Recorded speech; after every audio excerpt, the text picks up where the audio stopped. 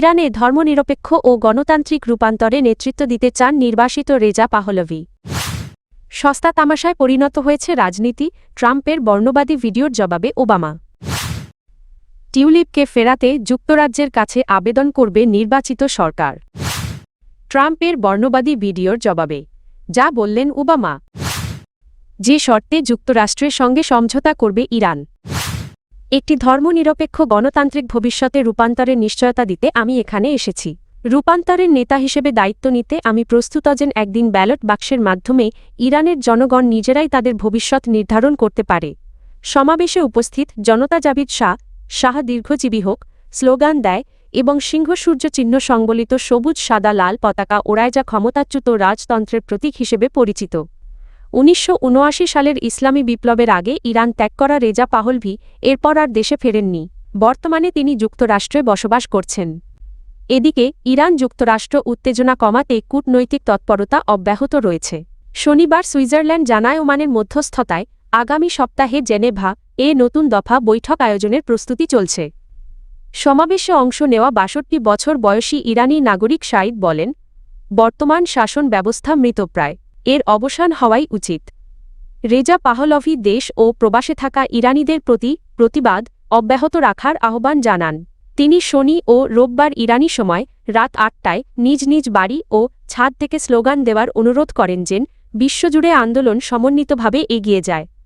এদিকে যুক্তরাষ্ট্রের Los Angeles থেকে ন্যাশনাল মল পর্যন্ত বিভিন্ন শহরে হাজারো মানুষ ইরানের সরকার বিরোধী আন্দোলনের প্রতি সংহতি জানিয়ে সমাবেশ করেছে। নিজের সামাজিক যোগাযোগ মাধ্যম ট্রুথ সোশ্যাল প্রায় কৃত্রিম বুদ্ধিমত্তা AI দিয়ে তৈরি ছবি ও ভিডিও শেয়ার করার জন্য পরিচিত মার্কিন প্রেসিডেন্ট ডোনাল্ড ট্রাম্প সম্প্রতি এমনই একটি AI ভিডিও শেয়ার করেন।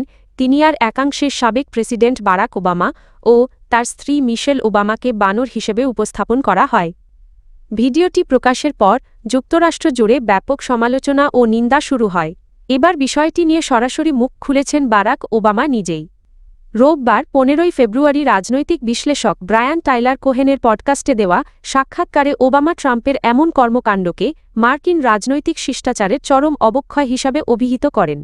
তিনি বলেন, রাজনীতি এখন একটি ক্লাউন শোভা সস্তা তামাশায় পরিণত হয়েছে। ওবামা আরও বলেন, যারা একসময় পদের মর্যাদা ও শিষ্টাচারকে সম্মান করত তাদের মধ্যে এখন আর কোনো লজ্জা নেই। আমেরিকার রাজনৈতিক আলোচনা যে নিষ্ঠুরতায় পৌঁছেছে তা আগে কখনো দেখা যায়নি। গত ৫ই ফেব্রুয়ারি ট্রাম্প তার ট্রুথ সোশ্যাল অ্যাকাউন্টে প্রায় ১ মিনিটের ভিডিওটি পোস্ট করেন। ভিডিওটির শেষ অংশে মাত্র ১ সেকেন্ডের জন্য ওবামা দম্পতির মুখ বানরের শরীরে বসানো অবস্থায় দেখা যায়। ওই সময় ব্যাকগ্রাউন্ডে বাজছিল জনপ্রিয় গান দ্য লায়ন স্লিপস টুনাইট। ভিডিওটিতে আবারও ২০২০ সালের প্রেসিডেন্ট নির্বাচনে ভোট কারচুপির অভিযোগ তোলা হয় এবং ব্যালট গণনাকারী প্রতিষ্ঠান ডমিনিয়ন ভোটিং সিস্টেমসকে নির্বাচন চুরির জন্য দায়ী করা হয়, যে দাবি আগেই আদালত ও নির্বাচন কর্তৃপক্ষ একাধিকবার প্রত্যাখ্যান করেছে। দুর্নীতির মামলায় যুক্তরাজ্যের লেবার পার্টির MP টিউলিপ সিদ্দিককে দেশে ফিরিয়ে আনতে ব্রিটিশ সরকারের কাছে আনুষ্ঠানিকভাবে প্রত্যর্পণের আবেদন জানাবে বাংলাদেশের নবনির্বাচিত সরকার। প্রধানমন্ত্রী মনোনীত তারেক রহমানের ঘনিষ্ঠ এক শীর্ষ সহযোগীর বরাতে যুক্তরাজ্যের প্রভাবশালী সংবাদ মাধ্যম দ্য ইন্ডিপেন্ডেন্ট তথ্য জানিয়েছে। প্রতিবেদন অনুযায়ী তারেক রহমানের পররাষ্ট্র বিষয়ক উপদেষ্টা হুমায়ুন কবির বলেছেন, সরকার দায়িত্ব গ্রহণের পরপরই যুক্তরাজ্যে অবস্থানরত দণ্ডিত অপরাধীদের একটি তালিকা ব্রিটিশ সরকারের কাছে পাঠানো হবে। ওই তালিকায় টিউলিপ সিদ্দিকের নামও অন্তর্ভুক্ত থাকবে। সম্প্রতি দ্য ইন্ডিপেন্ডেন্টকে দেওয়া এক বিশেষ সাক্ষাৎকারে হুমায়ুন কবির বলেন, তারা শেখ হাসিনা ও টিউলিপ সিদ্দিক দুজনেই এখন বাংলাদেশের আদালতের রায়ে দণ্ডিত অপরাধী। আমাদের বিচারিক প্রক্রিয়া সম্পূর্ণ স্বচ্ছভাবে পরিচালিত হয়েছে এবং ন্যায়বিচার নিশ্চিত করতে আমরা কোনো আপোষ করব না। বাংলাদেশ ও যুক্তরাজ্যের মধ্যে বর্তমানে কোনো সরাসরি প্রত্যর্পণ চুক্তি না থাকলেও এই সীমাবদ্ধতাকে চ্যালেঞ্জ করে হুমায়ুন কবির বলেন, সাবেক মার্কিন প্রেসিডেন্ট বারাক ওবামা তাঁর ও স্ত্রী মিশেল ওবামাকে নিয়ে সামাজিক যোগাযোগ মাধ্যমে ছড়ানো একটি বর্ণবাদী ভিডিও নিয়ে প্রথমবারের মতো প্রকাশ্যে প্রতিক্রিয়া জানিয়েছেন। লিবারেল পডকাস্টার ব্রায়ান টাইলার কোহেনের সঙ্গে এক সাক্ষাৎকারে ওবামা সরাসরি ডোনাল্ড ট্রাম্পের নাম উল্লেখ না করলেও বর্তমান মার্কিন রাজনৈতিক পরিবেশের কঠোর সমালোচনা করেন। তিনি বলেন, একসময় রাজনীতিতে যে শিষ্টাচার, সৌজন্য ও দায়িত্ববোধ ছিল তা এখন বিলুপ্ত। রাজনীতি কার্যত একটি ক্লাউন শোভা তামাশায় পরিণত হয়েছে। বিতর্কিত ভিডিওটি ট্রাম্পের সামাজিক যোগাযোগ মাধ্যম ট্রুথ সোশ্যালে শেয়ার করা হয়। সেখানে 2020 সালের মার্কিন প্রেসিডেন্ট নির্বাচনে জালিয়াতির ভিত্তিহীন দাবি পুনরাবৃত্তির পাশাপাশি ওবামা দম্পতিকে বানর হিসেবে উপস্থাপন করা একটি দৃশ্য যুক্ত ছিল। ভিডিওটি প্রকাশের পর ডেমোক্র্যাটদের পাশাপাশি রিপাবলিকান দলেও সমালোচনার ঝড় ওঠে। রিপাবলিকান পার্টির কৃষ্ণাঙ্গ সিনেটর টিম স্কট একে বর্তমান প্রশাসনের পক্ষ থেকে করা সবচেয়ে বর্ণবাদী আচরণগুলোর একটি বলে মন্তব্য করেন। শুরুতে হোয়াইট হাউস বিষয়টিকে ভুয়া ক্ষোভ বলে উড়িয়ে দিলেও পরে পোস্টটি মুছে ফেলা হয় এবং এক কর্মীর ভুল বলে ব্যাখ্যা দেওয়া হয়।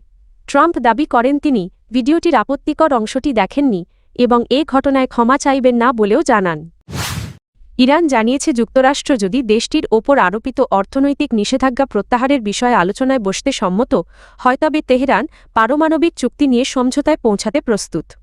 এক বিবৃতিতে ইরানের উপ-পররাষ্ট্রমন্ত্রী মাজিদ তাখত রাভানচি বলেন বর্তমান অচলাবস্থা কাটাতে নির্দিষ্ট শর্তে পারমাণবিক কর্মসূচির সীমাবদ্ধতা নিয়ে নতুন করে আলোচনা করা যেতে পারে।